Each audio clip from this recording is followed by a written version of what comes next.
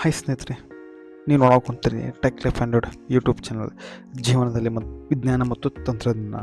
ನಾನು ನಿಮ್ಮ ಮಂಜುನಾಥ್. ಇವತ್ತಿನ ಒಂದು ವಿಡಿಯೋದಲ್ಲಿ ವಾಟ್ಸಪ್ಪಲ್ಲಿ ಬಂದಿರುವಂಥ ಒಂದು ಹೊಸ ಫ್ಯೂಚರ್ ಬಗ್ಗೆ ತಿಳಿಸ್ಕೊಡ್ತಾ ಹೋಗ್ತೀನಿ. ಆ ಒಂದು ಫ್ಯೂಚರ್ ಬಂದುಬಿಟ್ಟು ನಮಗೆ ಡಿಸಪಿಯರಿಂಗ್ ಮೆಸೇಜ್ ಅಂತ.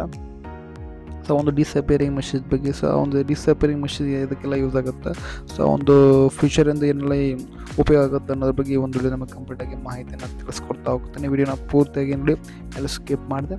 ಹಾಗೆ ನಮ್ಮ ಒಂದು ವಿಡಿಯೋನ ಫಸ್ಟ್ ಟೈಮ್ ಮಾಡೋಕೆ ಕುಂತೀರಂತಂದರೆ ಒಂದು ಲೈಕ್ ಮಾಡಿರಿ, ಅಷ್ಟೊಂದು ವಿಡಿಯೋನ ಶೇರ್ ಮಾಡಿರಿ, ಮತ್ತು ನಮ್ಮ ಫಸ್ಟ್ ಟೈಮ್ ಸಬ್ಸ್ಕ್ರೈಬ್ ಮಾಡಿರಿ, ಆಲ್ ಅಂತ ಎನೇಬಲ್ ಮಾಡ್ಕೊಳ್ಳಿ. ಬನ್ನಿ ಒಂದು ವಿಡಿಯೋನ ಶುರು ಮಾಡೋಣ. ಯಾಕಂದರೆ ಆ ಒಂದು ಫ್ಯೂಚರ್ ಎಲ್ಲ ಇರ್ತಂತ ಬದಲಿಗೆ ತೋರಿಸ್ತಾ ಹೋಗ್ತೇನೆ. ಸೊ ಒಂದು ಫ್ಯೂಚರ್ ಬಂದುಬಿಟ್ಟು ನಿಮಗೆ ವಾಟ್ಸಪ್ಪನ್ನು ಓಪನ್ ಮಾಡ್ಕೊಳ್ಳಿ. ಸೊ ವಾಟ್ಸಪ್ಪನ್ನು ಓಪನ್ ಮಾಡ್ಕೊಳ್ಳಿ, ಈ ರೀತಿ ಓಪನ್ ಆಗುತ್ತೆ ನೀವು.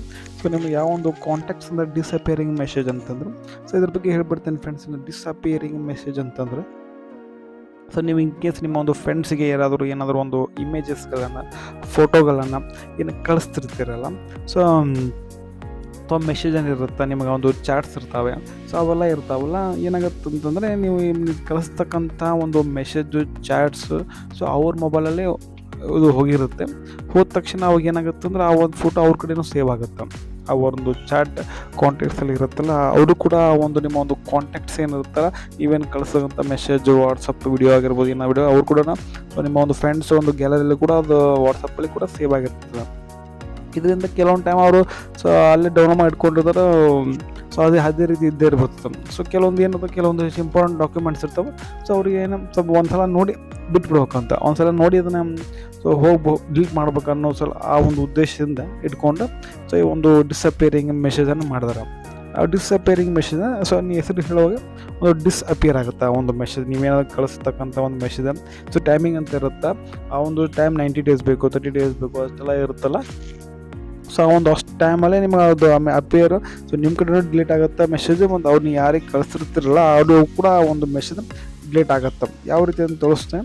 ಸೊ ನೀವು ಯಾವ ಒಂದು ಕಾಂಟ್ಯಾಕ್ಟ್ಸ್ಗೆ, ಯಾವ ಒಂದು ನಂಬರ್ಗೆ ನೀವು ಯಾರಿಗೆ ಒಂದು ಡಿಸಪಿಯರಿಂಗ್ ಮೆಸೇಜ್ ಕಳಿಸ್ಬೇಕಂತಾರೆ ಅವ್ರ ಮೇಲೆ ಆ ಒಂದು ಇದ್ರ ಮೇಲೆ ಕ್ಲಿಕ್ ಮಾಡ್ಕೊಳ್ಳಿ. ಸೊ ಕ್ಲಿಕ್ ಮಾಡ್ಕೊಂಡಾಗ ಸೊ ಈ ರೀತಿ ಓಪನ್ ಆಗುತ್ತೆ. ಓಪನ್ ಆದಾಗ ಇಲ್ಲಿ ಮಂಜು ಅಂತ ಇರುತ್ತಲ್ಲ, ಅವ್ರ ನೇಮ್ ಮೇಲೆ ಕ್ಲಿಕ್ ಮಾಡ್ಕೊಳ್ಳಿ. ಕ್ಲಿಕ್ ಮಾಡಿದಾಗ ಡ್ರ್ಯಾಗ್ ಬರ್ರಿ. ಸೊ ಡ್ರ್ಯಾಗ್ ಬಂದಾಗ ಇಲ್ಲಿ ನಿಮಗೆ ಕೆಳಗಡೆ ಇರುತ್ತೆ, ಸೊ ಡಿಸಪಿಯರಿಂಗ್ ಮೆಸೇಜ್ ಅಂತ ಇರುತ್ತೆ. ಸೊ ಡಿಸಪಿಯರಿಂಗ್ ಮೆಸೇಜ್ ಇರುತ್ತೆ. ಸೊ ಅದನ್ನು ಓಪನ್ ಮಾಡ್ಕೊಳ್ಳಿ. ಓಪನ್ ಮಾಡಿದಾಗ ಇಲ್ಲಿ ಕೊಟ್ಟಿದ್ದಾರೆ ಡಿಸಪಿಯರಿಂಗ್ ಮೆಸೇಜ್ ಅಂತಂದ್ರೆ ಏನಂತಂದರೆ, ಅದು ಪ್ರೈವೇಟ್ ಫೋಟೋ.